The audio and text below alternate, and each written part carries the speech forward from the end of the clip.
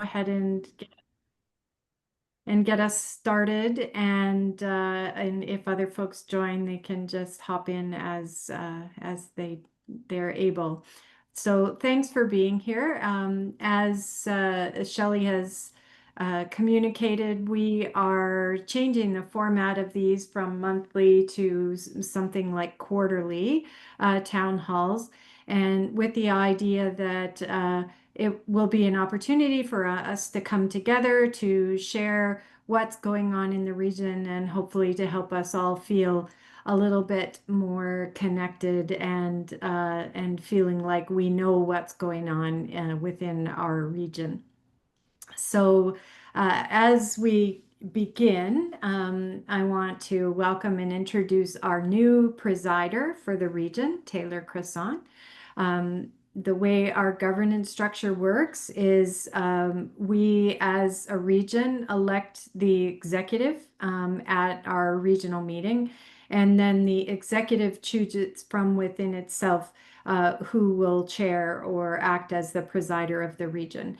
So Joanne Anquist has been ably serving in that role for the last few years, and she has chosen to step aside, and Taylor has graciously stepped into this role and has begun leading us with skill and grace. So thank you, Taylor, for stepping into that role. And Taylor's just going to lead us in a bit of an opening worship for our time together today.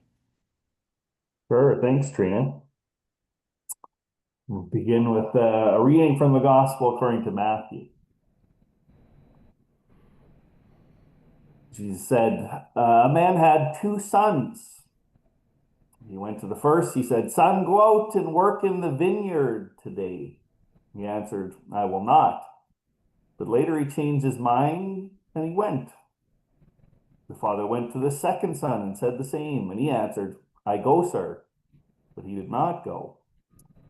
Which one of the two did the will of the Father?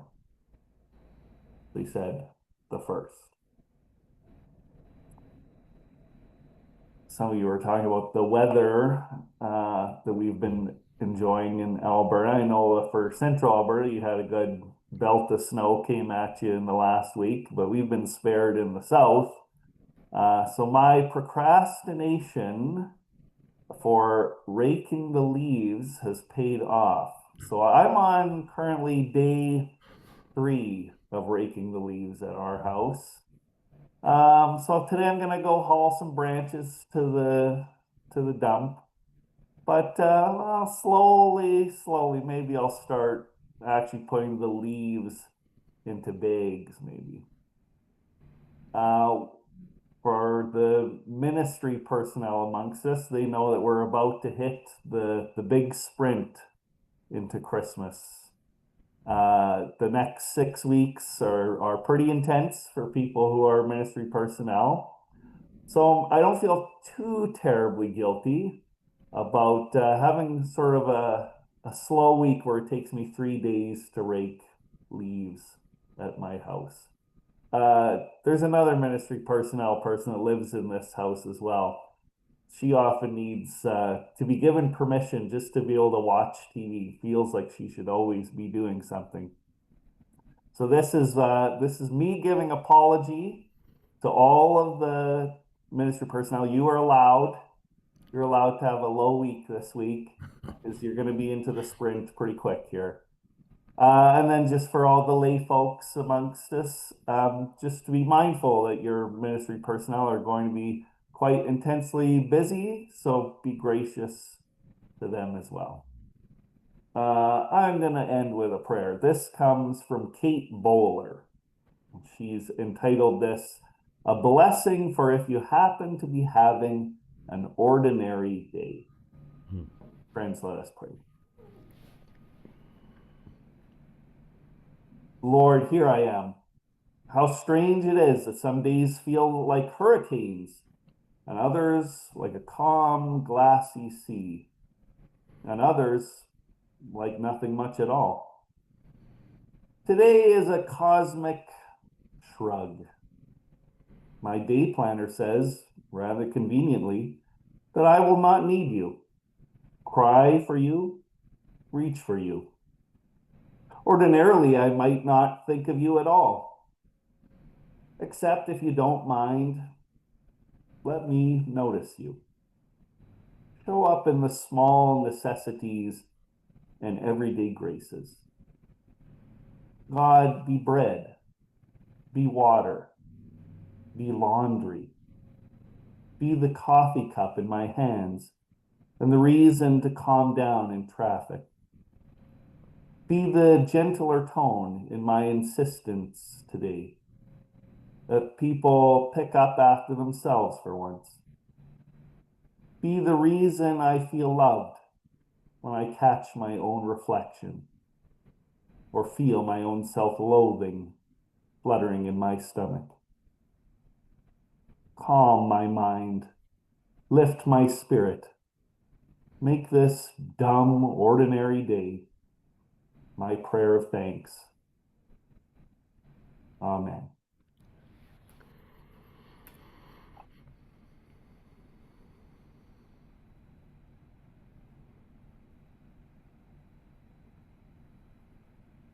Sorry. Thank you, Taylor. That was beautiful and something we all need to remember and pay attention to.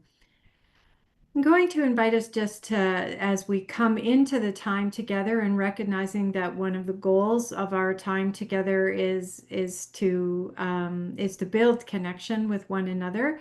I'm going to just have us spend a few minutes with each other in small groups. So Mauricio, I'm going to ask us to put together groups of 4 and give us 5 minutes and just invite you to check in. And the question that I'm going to ask each of you to respond to is, what is something that recently lifted your spirits or lightened your load? My Okay. computer is being a little bit difficult. I was going to put that in the chat.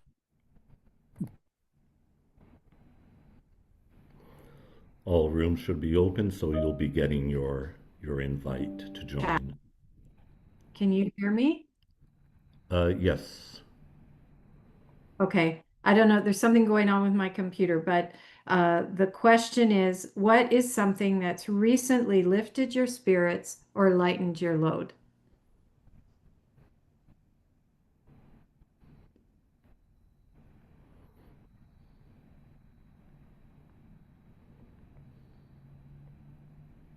And you can go ahead and put them in the small groups, Mauricio. Yep. They should be. Yeah, everyone is assigned a small group, so they just need to accept. Okay, I'm going to sign back in because my Zoom is crashing. Yeah, okay.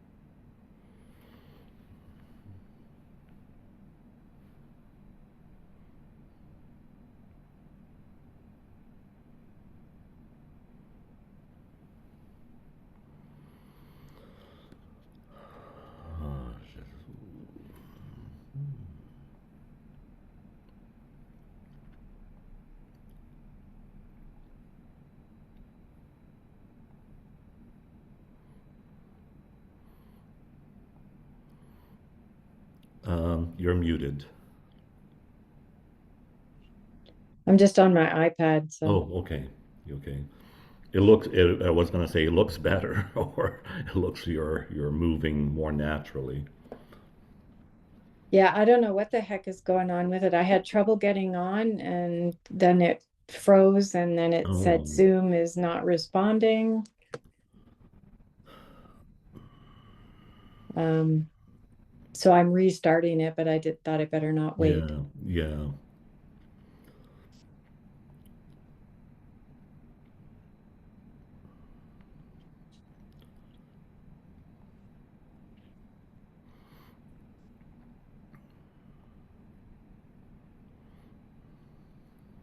How much time is left? 30 seconds.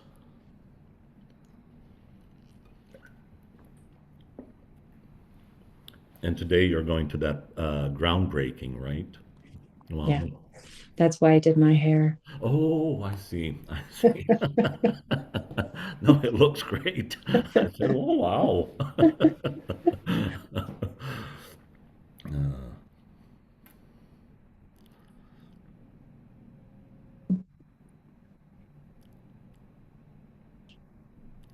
Oh, they were given 60 minutes to return. Yeah, no problem.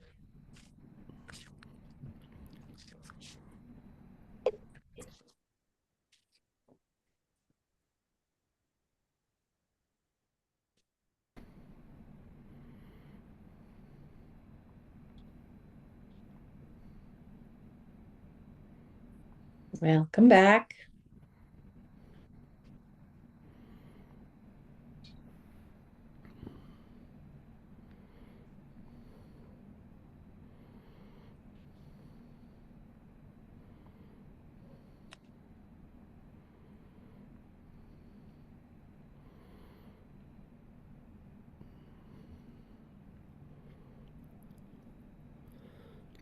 And everyone should start to be back now.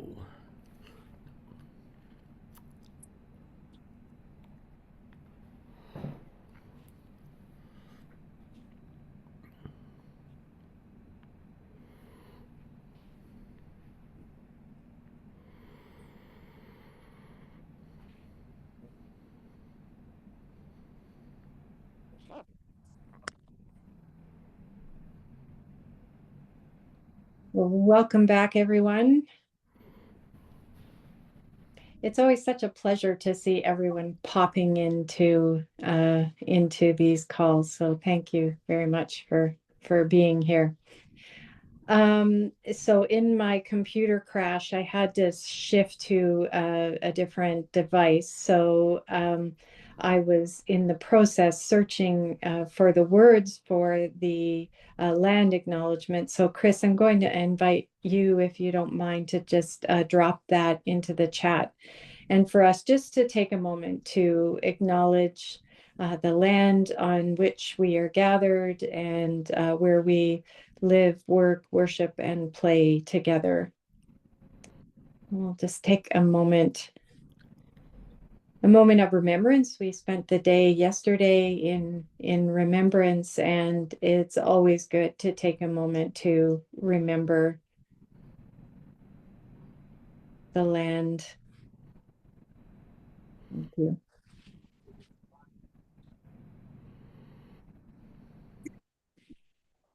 Sorry, I kind of put Chris on the spot here. Oh, sorry. I just realized I sent it to one person. There we go. Okay, thank you.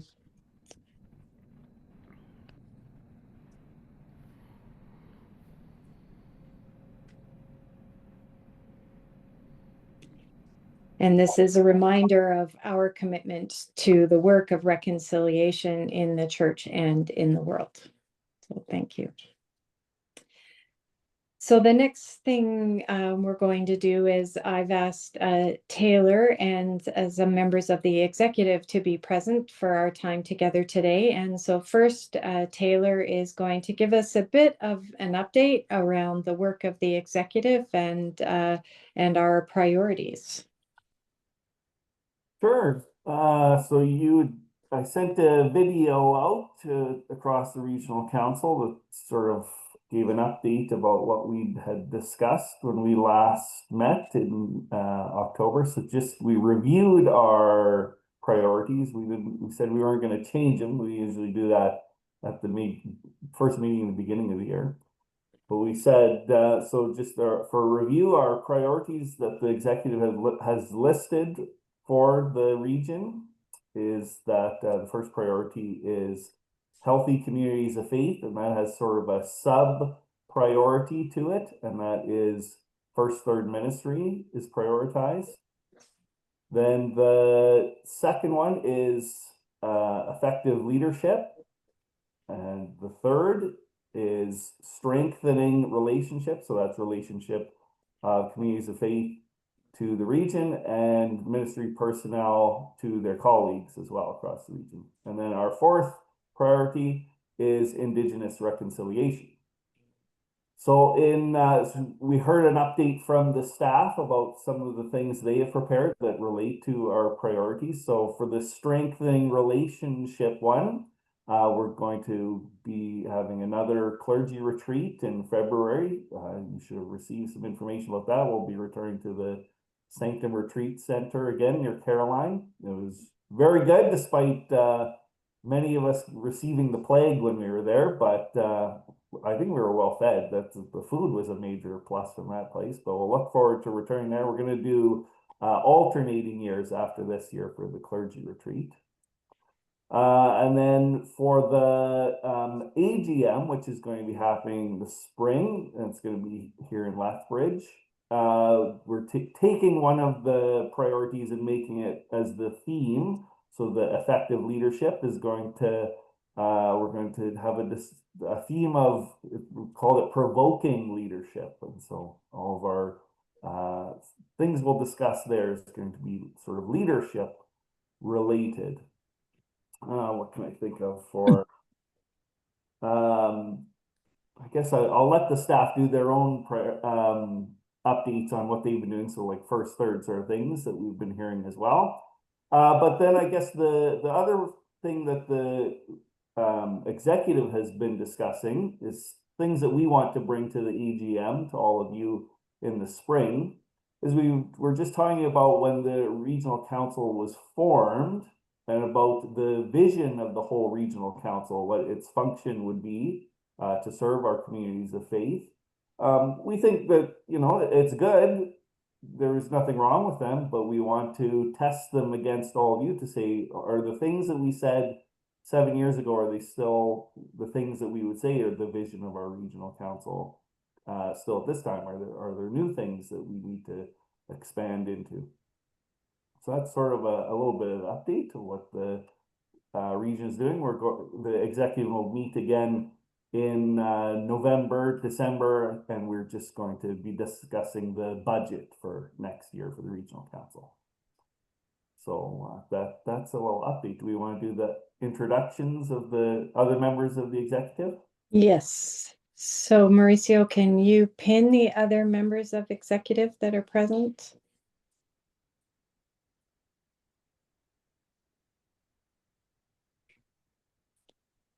Dave, are you doing Movember?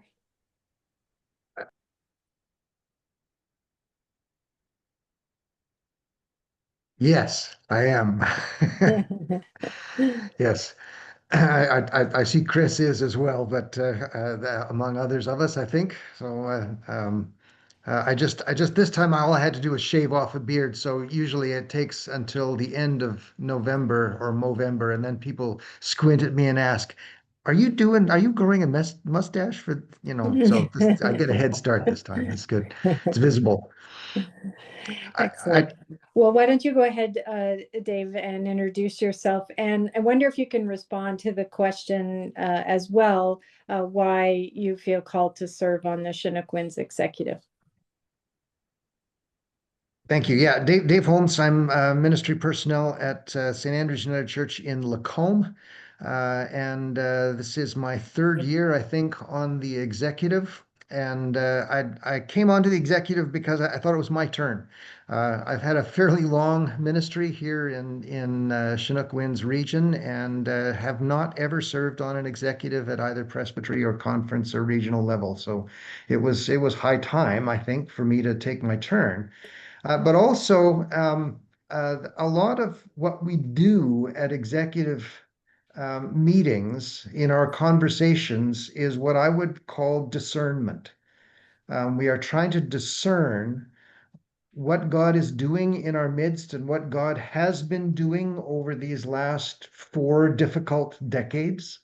What is it that's happening to us? What blessing, what work is God doing in our midst, and where is God calling us in the kind of near to medium future? What do we need to pay attention to? What's going on? And this kind of conversation is really something I feel very strongly drawn to and called to.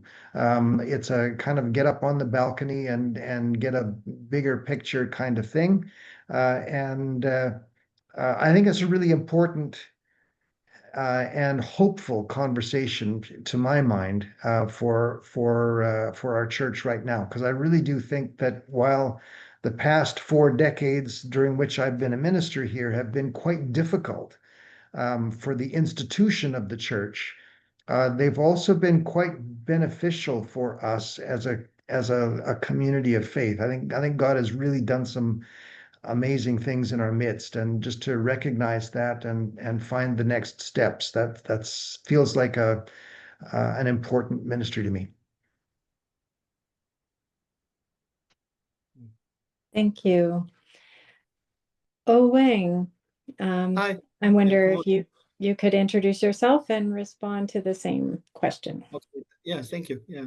My name is Owan Kwon. I'm serving in Statler in a Big Valley area in Central Alberta, and this is my 4th year as executive, so 2nd term, and just I'm now very much more familiar with the new circumstances that I encountered first in 2017 when I first landed on Canada. Right, it was cold. I feel cold still, but cold weather is not new to me anymore.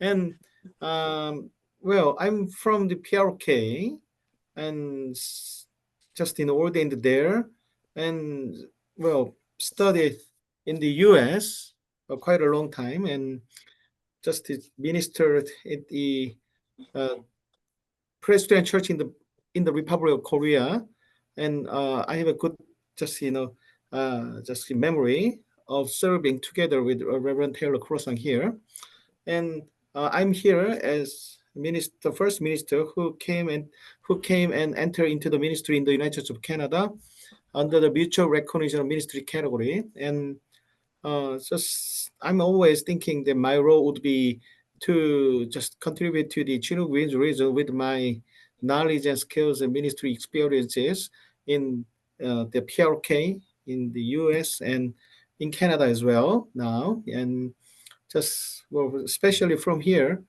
well, from my just intercultural perspective, I may have some chances of just, making some more voices as a intercultural minister. How to say, what is the best word, right? But anyhow, and also I stayed here in Central Alberta for 8 years or almost 8 years now. So, well, I may just give some opinions on the ministries just on behalf of the people in Central Alberta as well. Thank you. Thank you. Barry Clayton is also on executive and is here today. We have other members, of course, who aren't able to be with us today. Barry doesn't have his video on, so we can't pin him. But Barry, if you unmute yourself, you could still answer the question.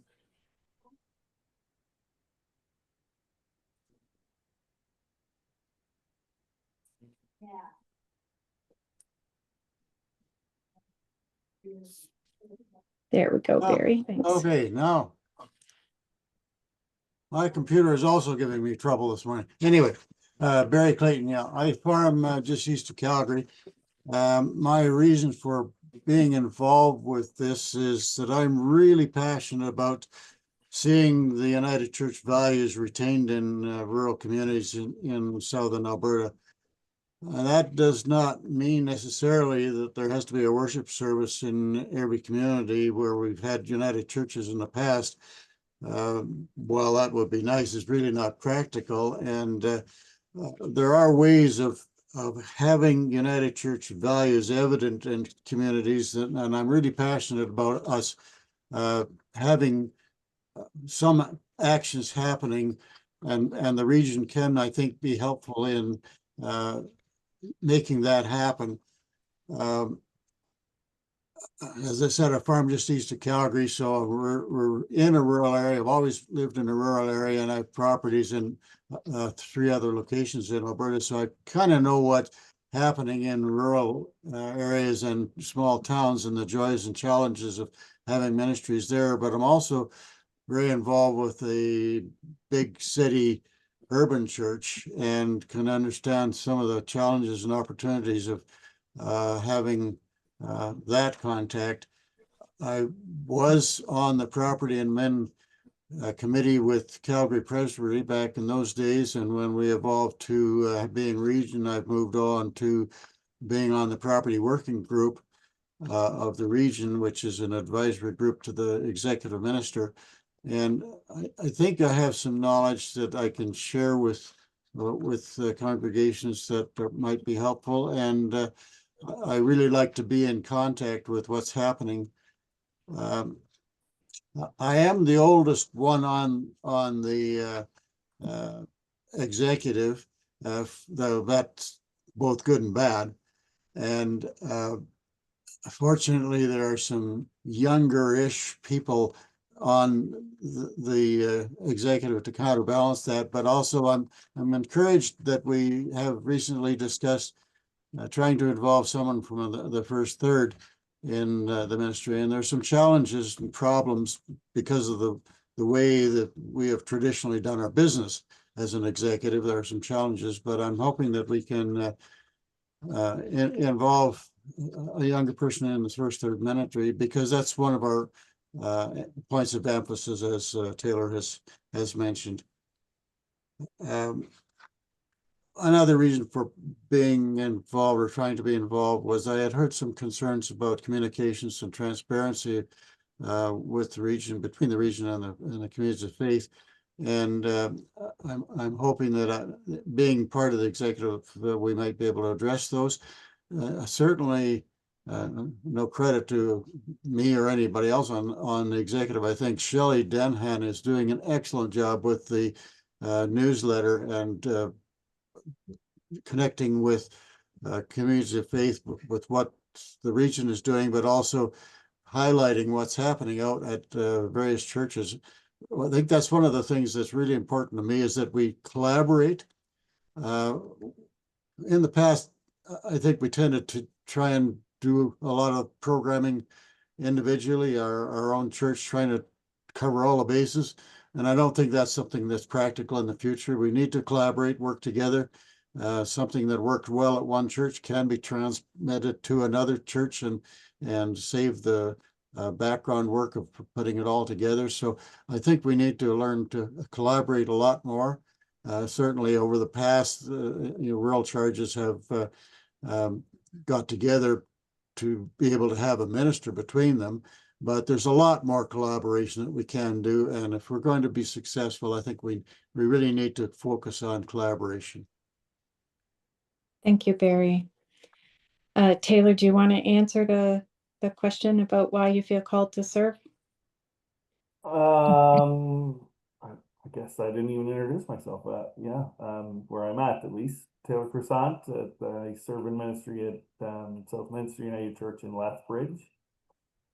Why do I do it? I guess I'm a cradle to grave United Church person, deeply formed by the entirety of United Church, and so I believe in the ministry of the activities of the wider church. A lot of people are cynical about the activities that happen at regional or national level.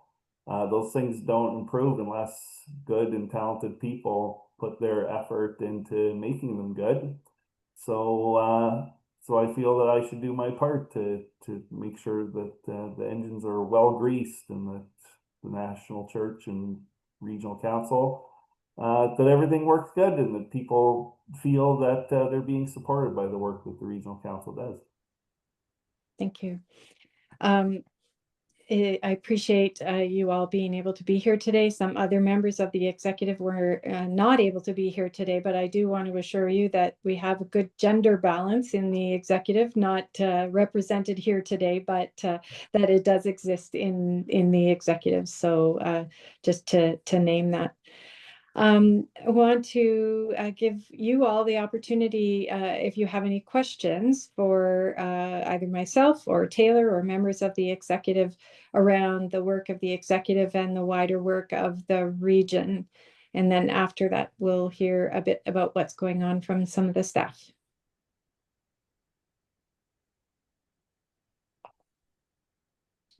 So I don't know if anyone wants to take a stab at Ruben's question in the chat. We're talking a little bit about the things that we notice, where we notice the spirit, but where are the places where we feel the spirit is absent?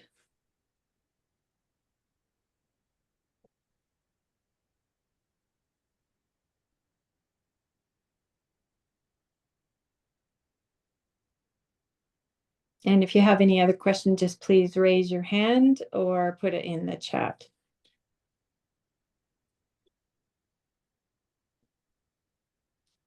Any of the executive want to respond to Ruben?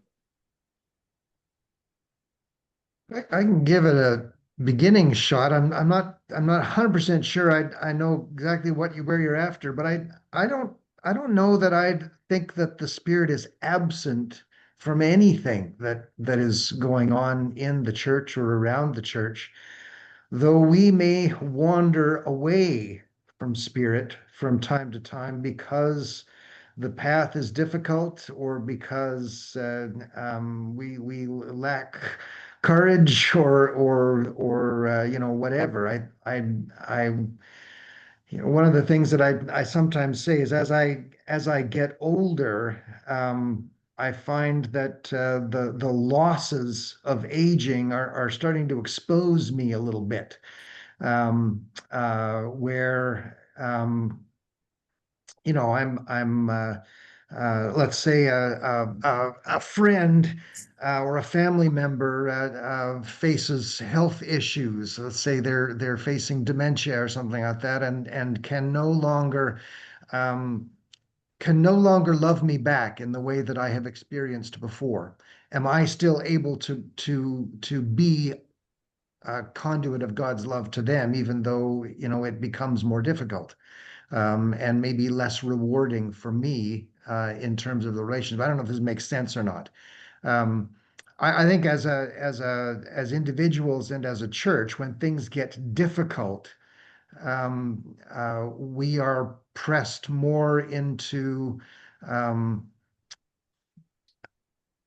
being aware of the state of our soul, and we are pressed into maybe more difficult um, uh, paths of faithfulness.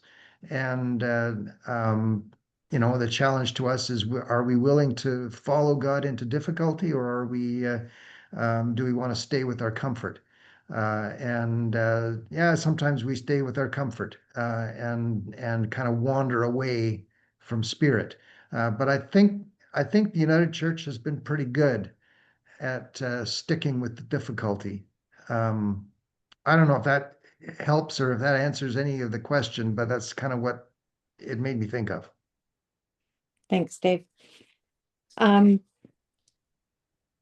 So not seeing any questions. So I just want to tell you, none of you are allowed to complain that you don't know what's going on if you don't ask questions. So,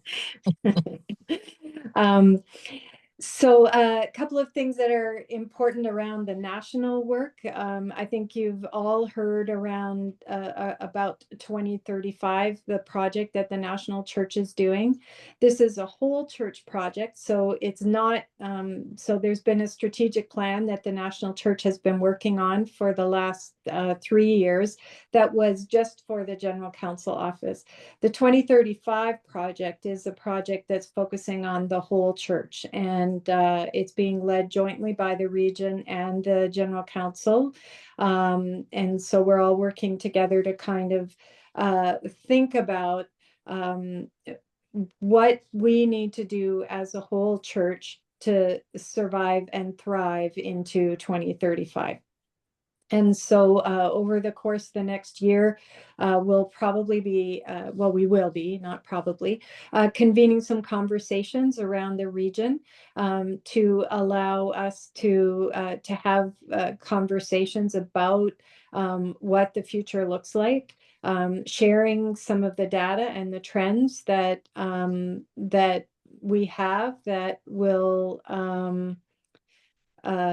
inform how the future looks going forward, and what are some of the things that we can do to interrupt the trajectory of things that are going in a direction that we would not want to see them go. I think Barry's point around being open to collaboration is really critical to the plans for 2035, whether that's collaborating with neighboring United Churches or other denominations, or with the region, opportunities for us to work together to allow us to grow into the new realities of the future and look forward to 2035.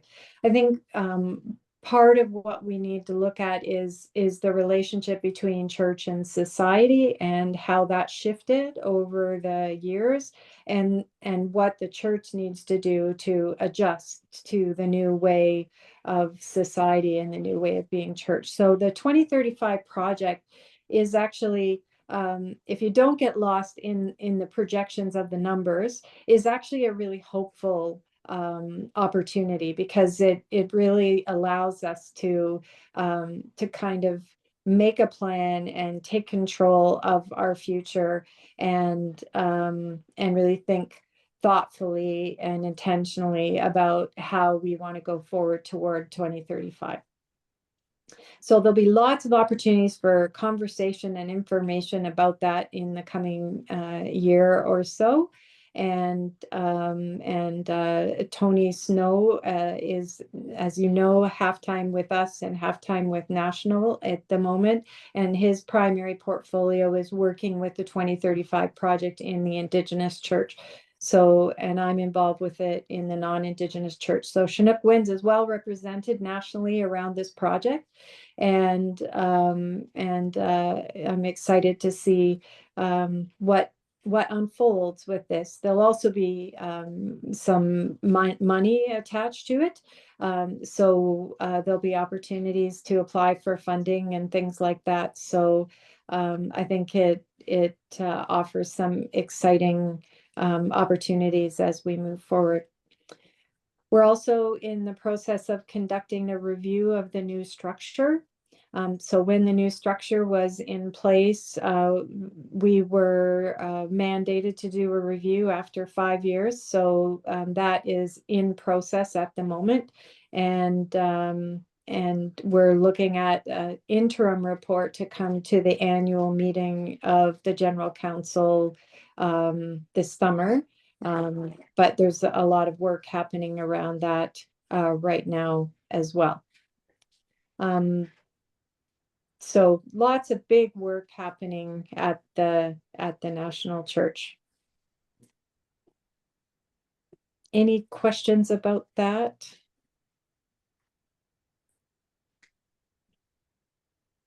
Okay. So I'm going to invite some of the staff now to speak a little bit about things that are happening coming up that they want to make sure you're aware of. So Chris, if you don't mind, we'll start with you. Don't mind at all. So, good morning, everybody. My name is Chris Mothway. Is the pronouns he, him, his. I am your First Third Ministry animator in Chinook, as well as the Justice and Community of Faith Networks person for our region. I just wanted to give you a quick update on some of the things that are going on in First Third Ministry, starting with some events that have just recently happened. In 2025, we sadly had to postpone or cancel the Youth Trek program in Red Deer, but instead did a joint program with our friends in BC for Youth Trek.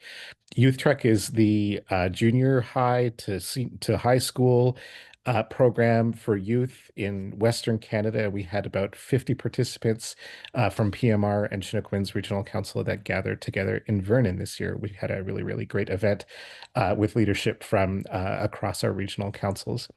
And we're just coming off of the young adult retreat that was held at FERCM, also for young adults from across the United Church of Canada, but particularly Western Canada, that had about 50 participants. So has some really great events that we are now wrapping up for 2025.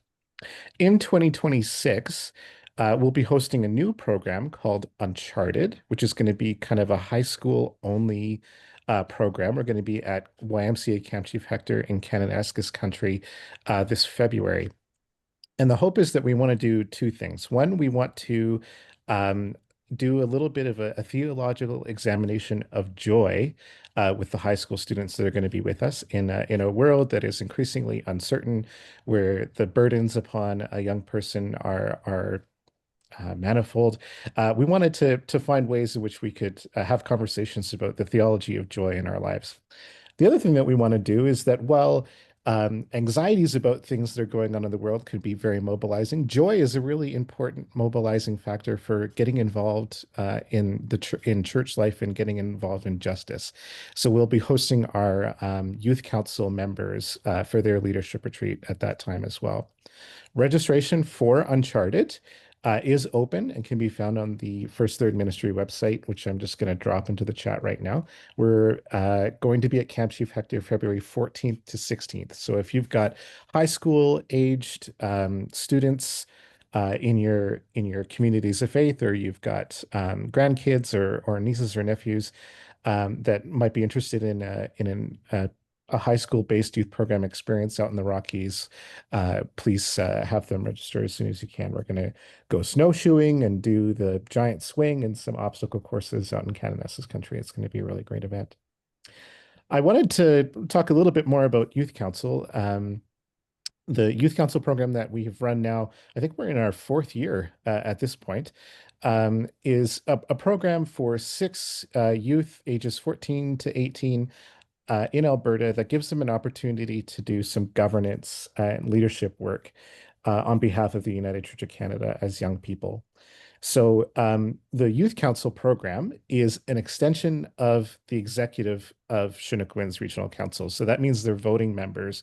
They're able to bring motions to the region. They're able to vote on regional motions and policies and proposals at our regional gathering. But this year, we actually wanted them to do a little bit of relational organizing. What does that mean? We want them to be able to go out into their communities, hear about what issues are going on for young people locally to them, connect with their local clergy and their local lay leadership at their communities of faith, to be able to bring back a more fuller sense of what the needs of young people are in our communities.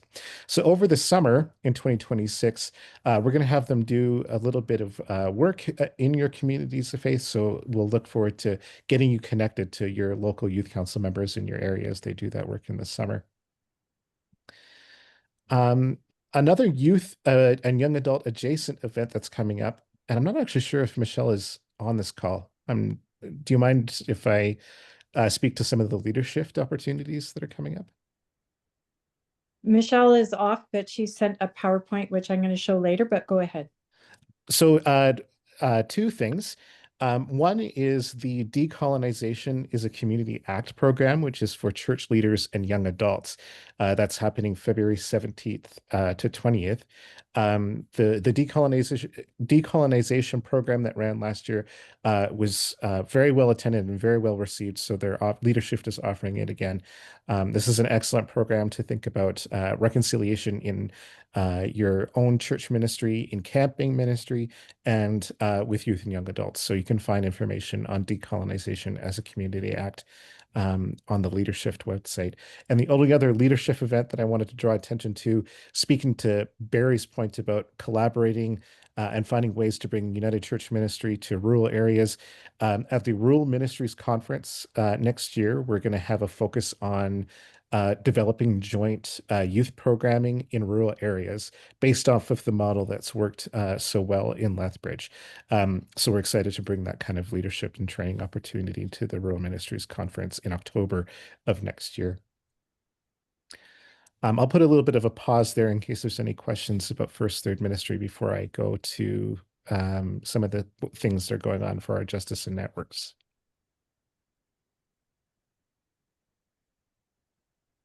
Just before you do that, I just want to take a moment and highlight the numbers of folks who have been attending these events that you talked about. Like this past weekend, 65 young adults gathered from the two regions, Chinook Winds and Pacific Mountain. That just feels like an amazing thing that we should take a moment to celebrate. So thanks.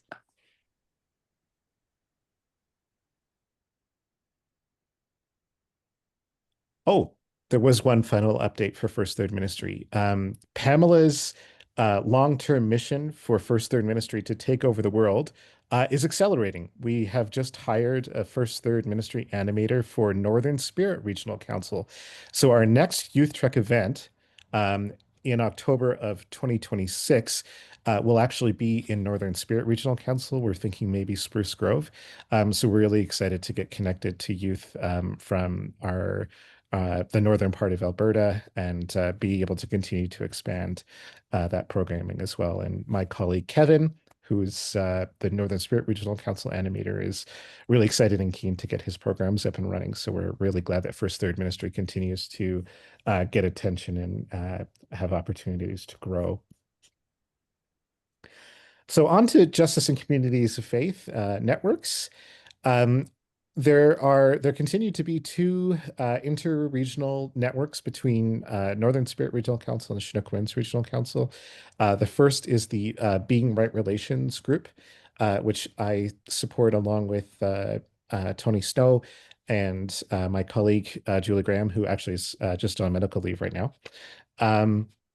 That group works on reconciliation activities in Alberta and continues to want to be able to be a resource for people who are seeking to develop their own reconciliation-based programs, give opportunities for United Church leaders to do learning experiences like blanket exercises, work with folks from the Remembering Our Children Society, as well as find out what the next stage for reconciliation looks like in the United Church of Canada, particularly in Alberta.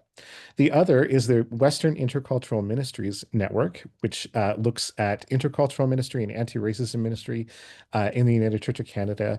They are going to be running a series of programs that you'll be able to find information on the regional e-news. Coming up, there's going to be an event on racism, anti-racism, and intercultural ministry, particularly within the Chinese diaspora church. So you'll be able to find information on on the Chinook Winds Regional Council e-news when those events are posted. The other thing that we have continued to commit to is the region. Chinook Winds Regional Council is an affirming region of the United Church of Canada. And as part of that work, we're hoping to continue to have an affirming working group within the Chinook Winds Regional Council. I have continued to struggle to recruit folks into that group. Right now, there's only 3 of us, including a staff member, and then we rely on a lot of support from Pam Rocker. But we actually have not met in some time, and we have yet to elect a chair.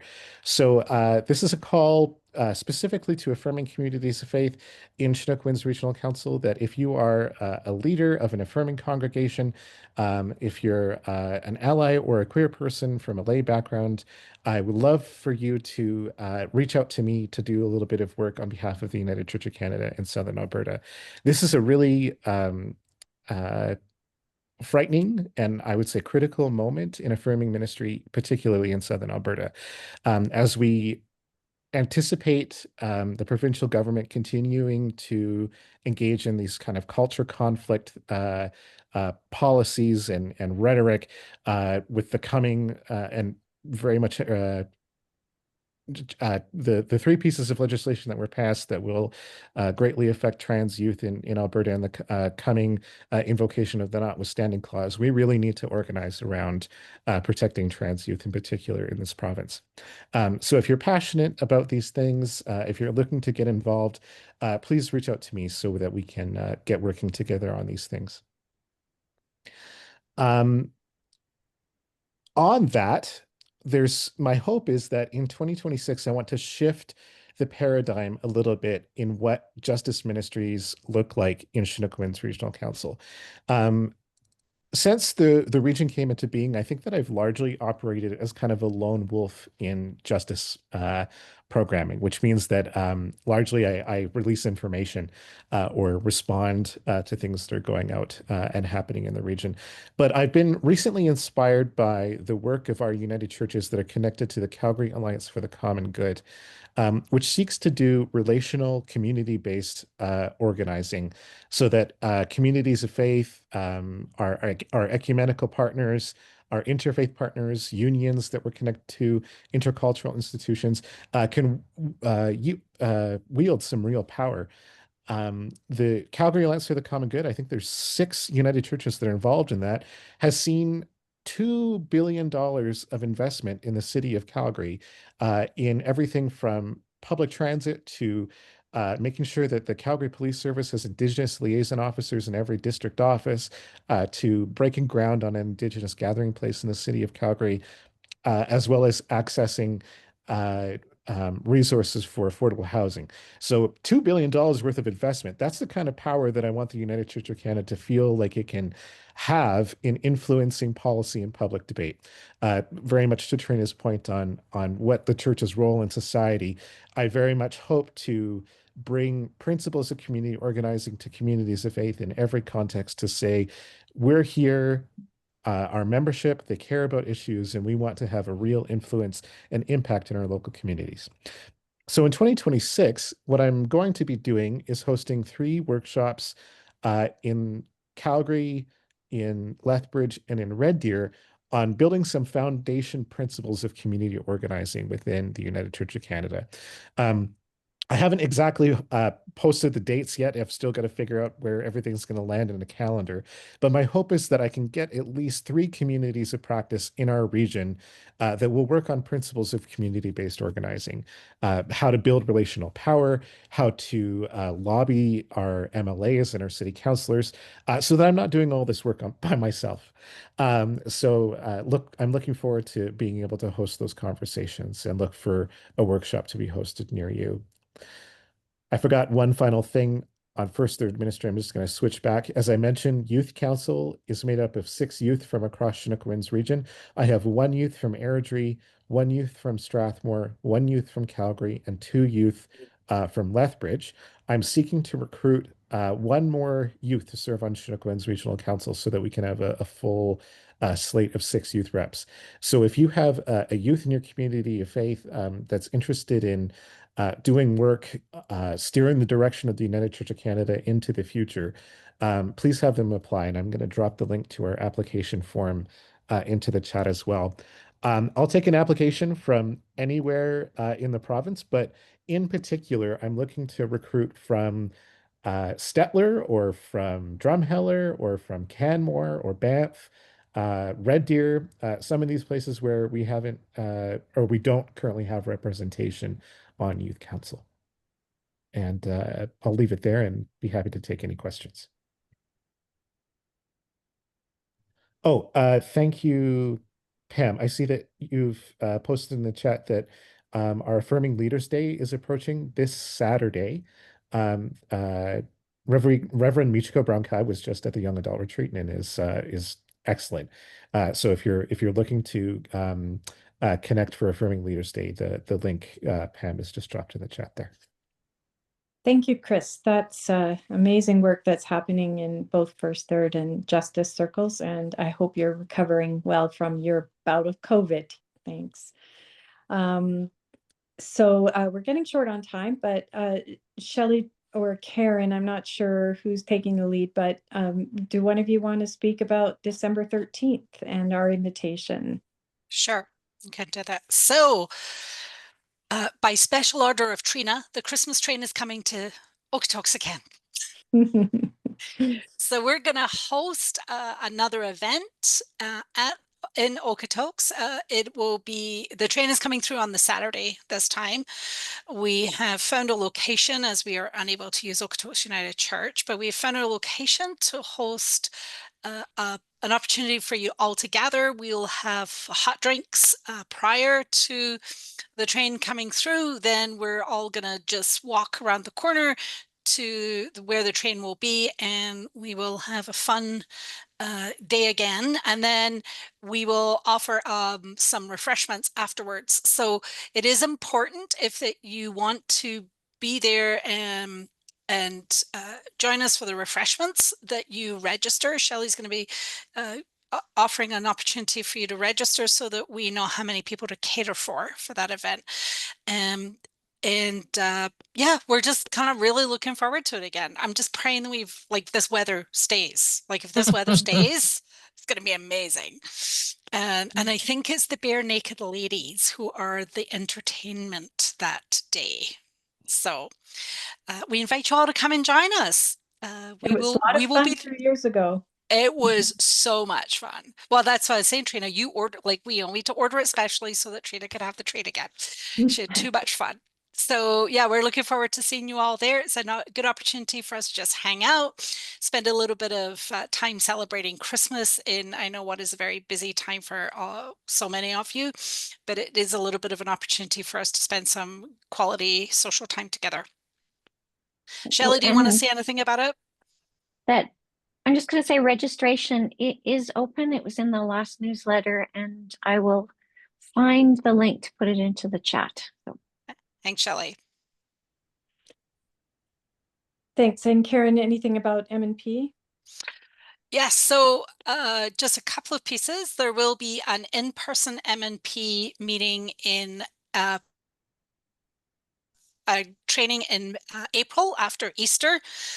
Easter is April 5th this year, so we will have an in-person gathering of M&P folks later that month. I haven't got a location. It'll probably be in Calgary, so we invite you to send your M&P people to that. It's a great opportunity not only for them to be updated on policy changes, but just to connect and get to hear from the experience of folks who have been doing M&P for a while. When we did the shorter gathering at the leadership party in McDougall, one of the key pieces people said was the ability to actually connect with someone else who is an M&P chair or who has new to M&P and just didn't feel quite as lonely in their work. The other piece for M&P is the new salary schedule has come through. I'm just going to put the link in the chat for you.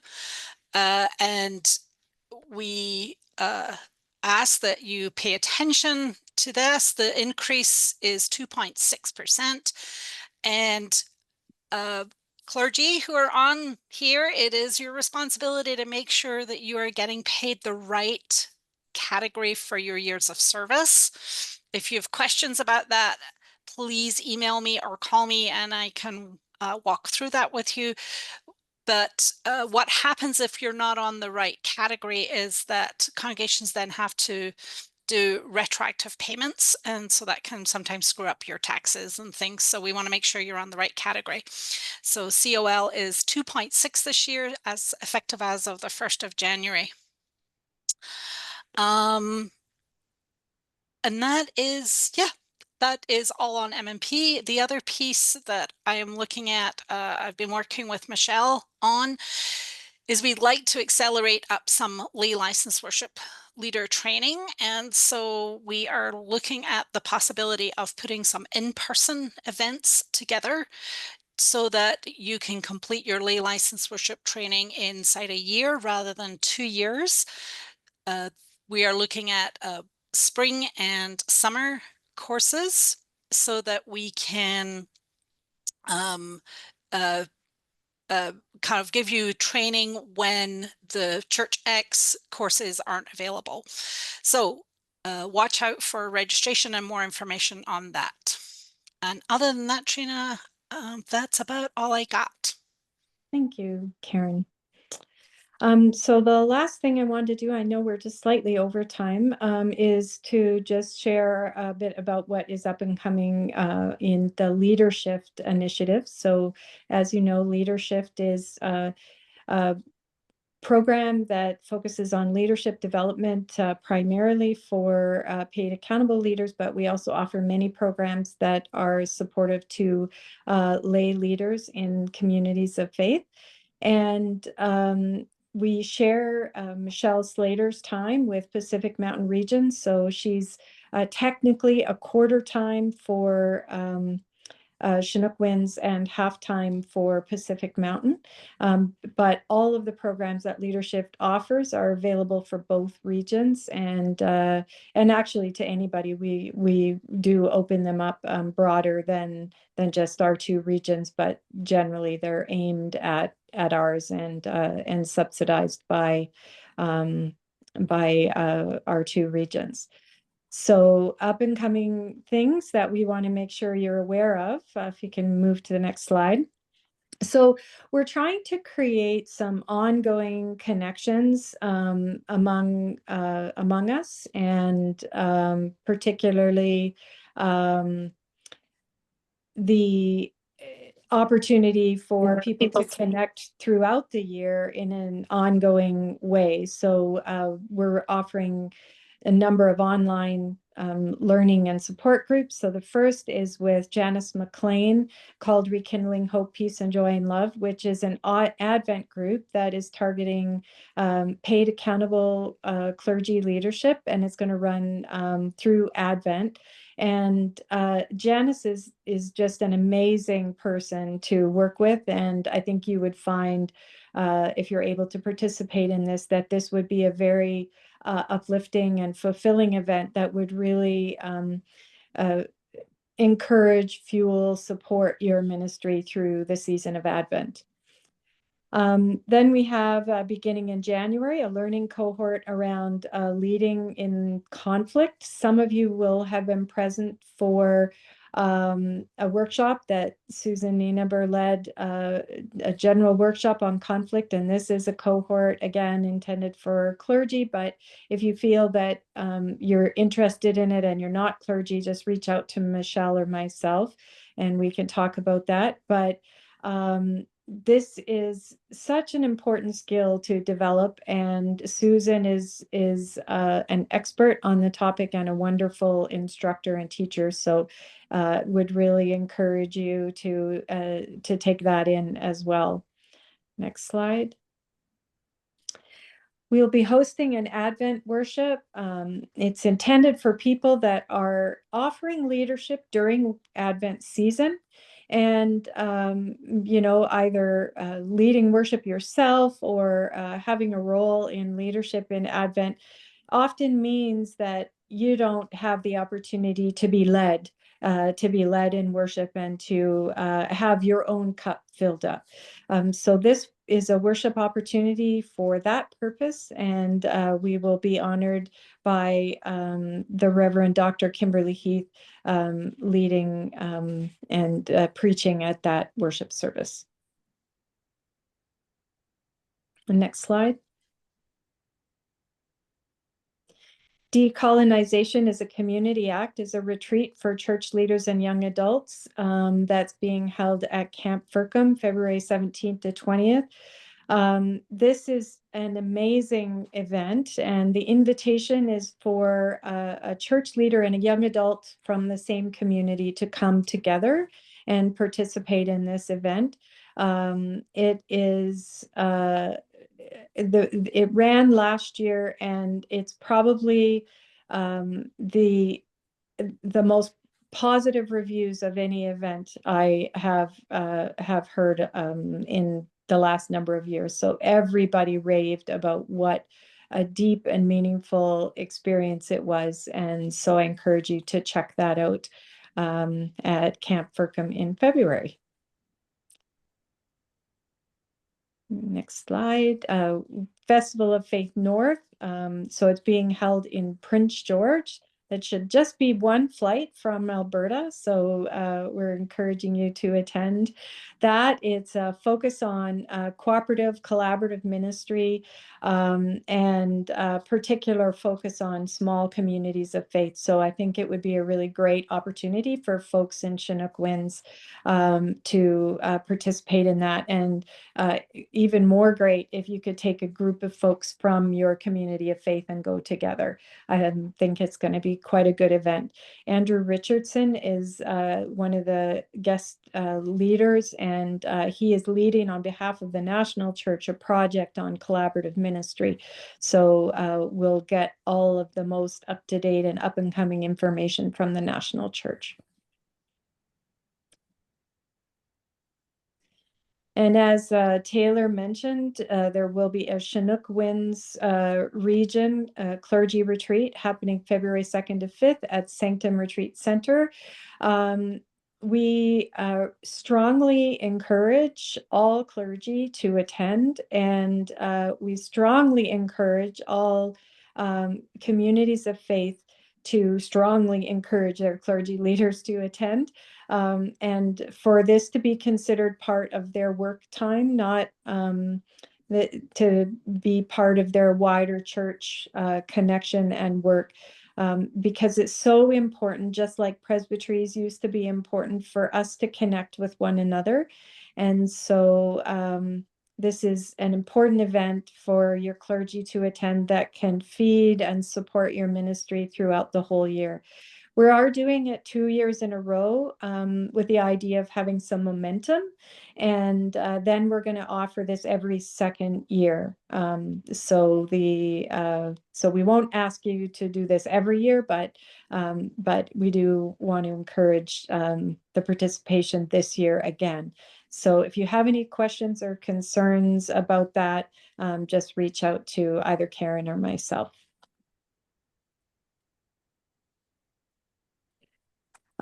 This is a sort of coming soon announcement. We're going to be hosting this amazing event on, it's a renewal and revitalization pathway that is 8-month cohort program. So again, it would involve meeting online for a period of time in small groups with a coach and a leader, and then culminating with an in-person retreat at the end of the retreat.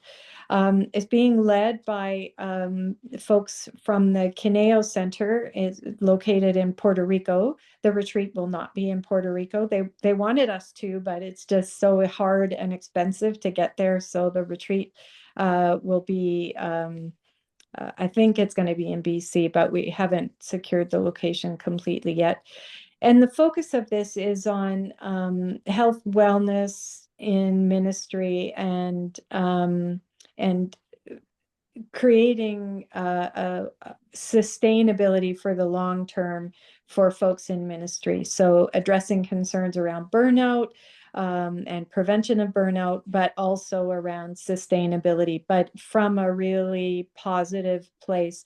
I did this program, a similar program, not the cohort, but part of this program myself on my sabbatical, and I can't recommend it enough. So we'll have more information out about that, but it is a bit more of an expensive event. So we want folks to know about it so that you can allocate your continuing education funds accordingly. And if you've got any questions about it, reach out to myself or Michelle. And we're really excited about this. I think it's a great, great, great opportunity. So I encourage you really to think about it. We can finance it over 2 years with continuing education budgets. So we'll work with you to make it possible if you want to do it. So don't let finances be the reason you don't. I think that's it. Thank you. So sorry for going over time. Do folks have any questions? I'm just still seeing Karen pinned on the screen here. Okay.